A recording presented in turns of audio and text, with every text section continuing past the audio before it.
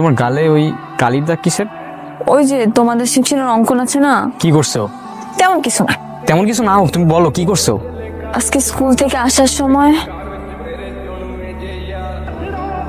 এই যে আপু,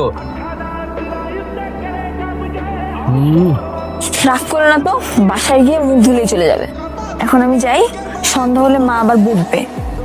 আচ্ছা তুমি সাবধানে যাও, আর কোনো ঝামেলা হলে আমার জানাও, ঠিক আছে? আচ্ছা। চল। কই?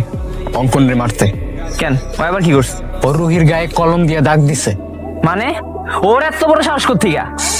চল, ওরে না মারতে পারলে এখন আমার শান্তি হবে না ভাই। অঙ্কন দাঁড়া। কিসে? তুই রুহির গায়ে কলম দিয়ে দাগ দিছিস কেন?